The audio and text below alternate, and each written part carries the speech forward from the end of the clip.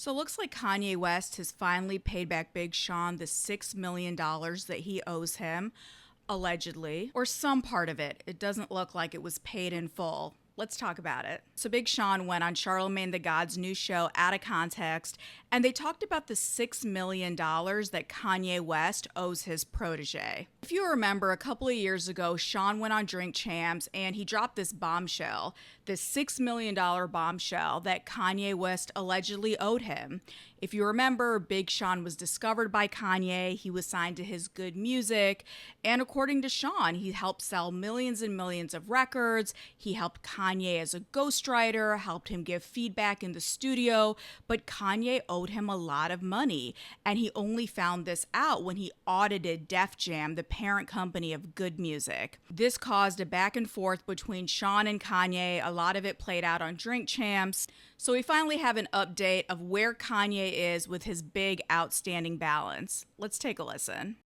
With a person who shitted on you the way he did on Drink Champs and he owes you $6 million, can y'all ever have a genuine relationship? Well, he doesn't owe me the money anymore. It got resolved. But oh, he paid you? Someone paid me. I guess it was him. But word. Yeah, but I took a little... Okay, look how awkward Sean is when asked about that. He said somewhat paid me. Yikes. That's a great question. I don't like when someone owes me $1, $20. Imagine someone owing you $6 million. How could you be friends with this person? That is a very good question. I just wanted to end it instead of going to court for some shit over that. What was the haircut? It was $6 million, so what was the haircut? What was the haircut? How much did you end up getting? Let's see. Charlamagne loves needling, doesn't he? None of your business. But you good though, y'all. He did pay you, basically. Well, yeah. So the thing was, I had an issue, and I had an issue because I kept privately being like, "Yo, I need my money," to his lawyers, to him, not really bringing it to him so much because I know the type of guy he is. He don't be dealing with all of the business aspect of things all the time. You know what I'm saying? So I'm doing it properly. I'm going through the proper channels, management. They're like. You know what I'm saying? And then after years go by, it's not like I was super hurting for it, but at the same time, it's like... So just as a quick aside, Big Sean was signed to Good Music, which is Kanye's imprint. Good Music had a partnership with Def Jam, which is a part of the Universal Music Group label. In these cases, what tends to happen is Universal gives Def Jam whatever their budget is every year, and then Def Jam gets to decide how they want to allocate it. Because Def Jam has a deal with Good Music, or at the time had a deal with Good Music, they would give Good Music the budget. Like, this is the money, you spend it how you want to spend it. So it's really on Good Music to make sure that Big Sean and all the artists on the imprint are properly getting compensated.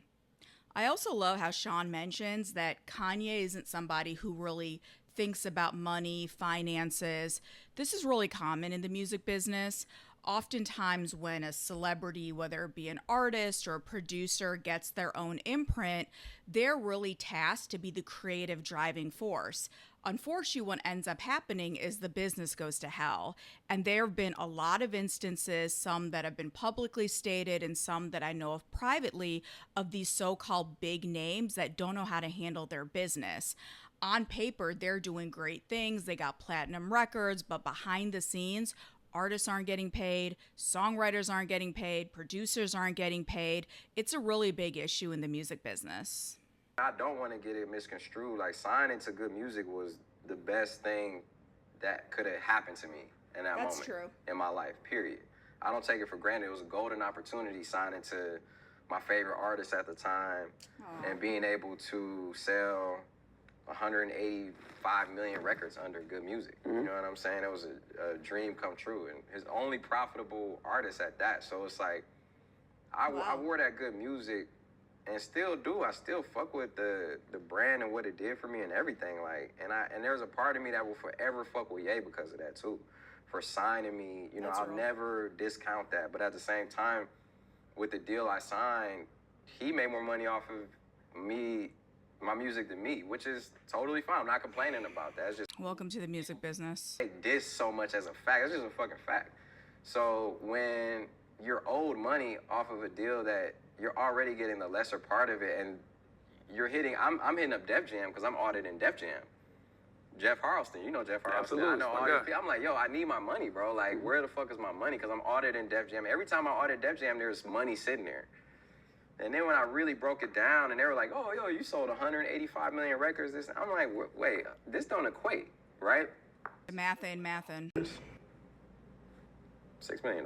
No one's getting back to me. So then I drop a feature on Benny the Butcher's album, and I say something about it, like, niggas that's up B's that owe me M's. I'm talking about Def Jam. Mm-hmm.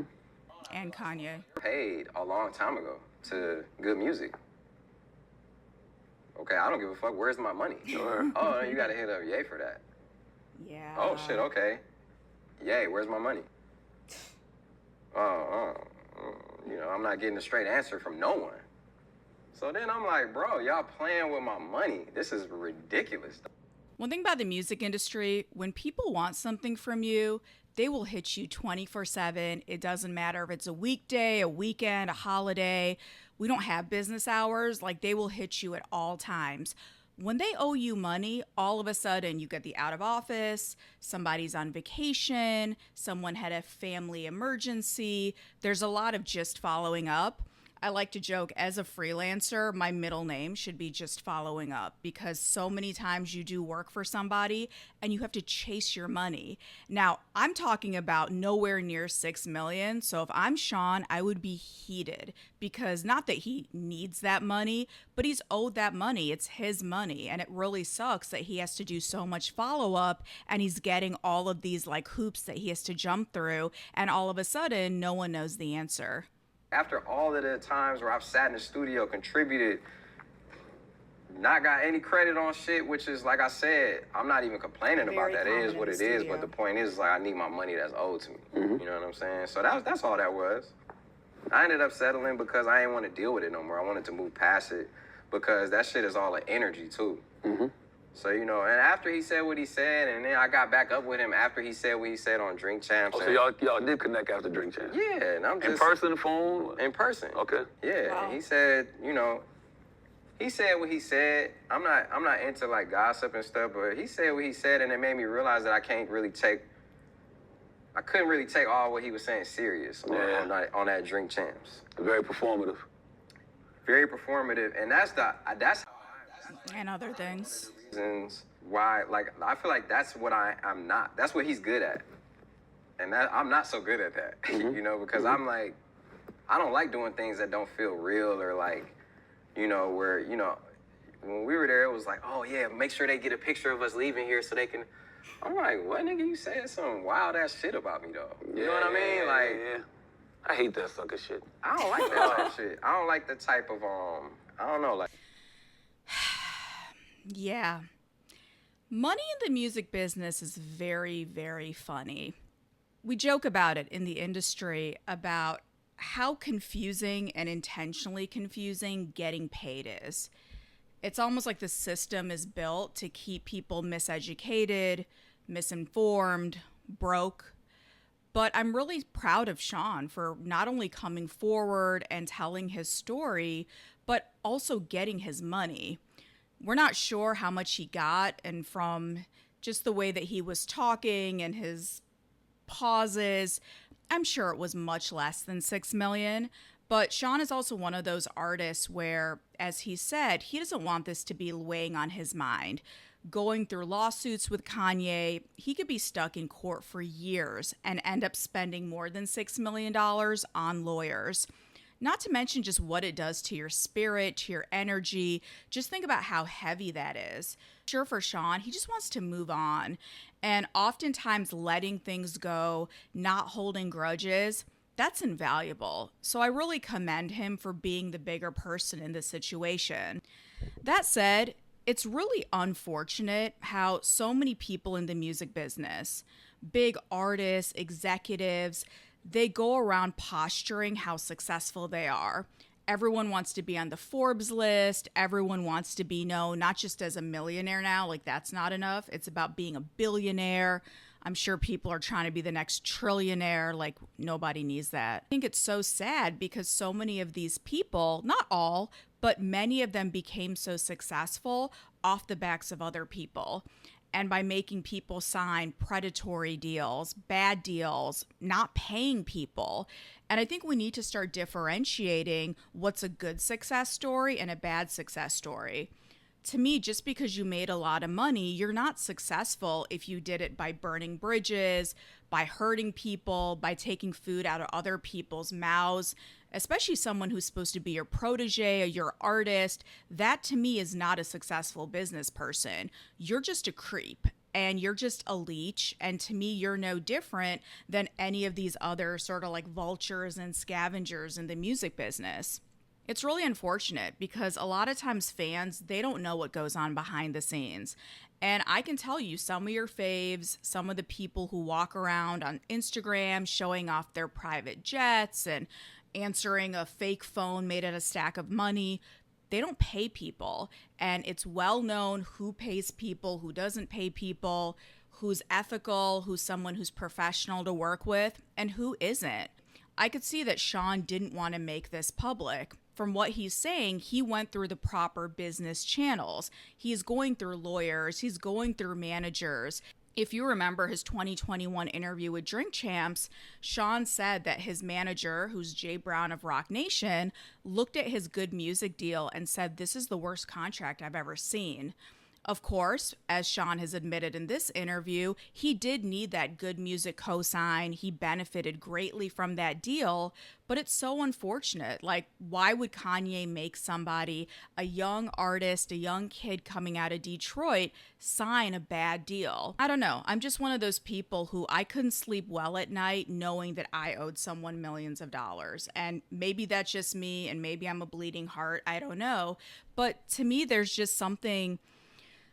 You got to be a very specific kind of a person who can actively hurt people, do people wrong, and somehow be okay with it. Or worse, you're somehow the victim. And that's something we see a lot in the music business or even in other industries. People at the top, these CEOs, these founders who really make it about themselves. And, you know, it's a shame. Historically, the music business has not been kind to artists. Even just this idea of the label owning your masters or being in a deal that might be a 7-album deal. A lot of that has changed, of course, in the streaming era, but all you got to do is Google bad record deals and you will just see a slew of artists who have had issues with their labels over the years. So when someone like a Kanye, who did one time sign to a label and that was his dream, now that he's in a position of power, it would be nice for him to help change the blueprint. So many times in the music business, it's this idea that I was dicked over, I was abused, I was mistreated, so when I get into a place of power, I'm going to do that to you. And if you can't handle it, there's something wrong with you. There's a lot of that mentality, and I get it. It comes from trauma. It comes from just kind of being downtrodden and mistreated, but it doesn't have to be that way. I hope other artists watch this video and learn from Sean. Just because you get the big star to sign you, you think that your life is going to change? Yeah, it might, but you may have to give up a lot along the process. Make sure that you have your team looking at things. What did Biggie say? I have lawyers watching lawyers so I don't go broke. Yes, make sure that your lawyer, not the lawyer the label gave you, because that lawyer's working for them, make sure you have somebody looking over your paperwork. And if a deal is bad, don't feel afraid walking away from it. Nowadays, more than ever, as an independent artist, you can be successful on your terms. And I think it's better to be in a place of leverage where a label is coming to you and wanting to sign you because you're already successful. You don't need them. They need you more than you need them. This is a cautionary tale for other artists. The other thing that Sean mentioned is auditing, and that's something that artists have the right to do. You can audit your label and say, I want a line-by-line accounting of what I've sold, what I've spent, where my budget went to, and that's a really good idea because oftentimes there's so much money going back and forth. You don't realize that those expensive dinners you were having at Mr. Chow, those were charged to you. Oh, you want to take the whole team to Carbone? Yeah, that was on your dime. You wanted the best studio. You wanted to be locked in for a month. Yeah, you're going to pay for it. And all of this is going against your advance. So I think it's important, even as an artist, of course, you want to be creative and that's where you need to focus on.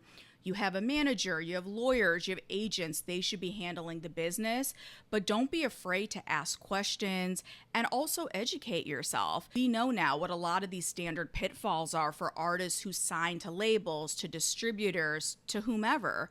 And I think it's so important to be armed with that knowledge. I also encourage artists to speak out. I know it can be scary, and I don't think that should be the first line of defense. Similar to Sean, go through the proper protocol. Go through the business people who are literally getting paid to handle your business. But if things have to escalate and you have to go on Drink Champs or go on Charlamagne's show to air your grievances, so be it.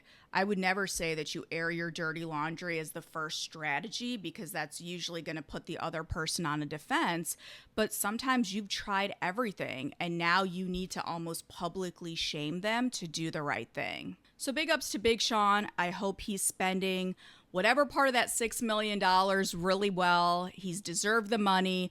And I hope for other artists, they see this story and other similar stories as examples. And to anyone who owes somebody money, use this as a PSA. Pay up in full. Now is the time to do it. Don't make me send a just following up email.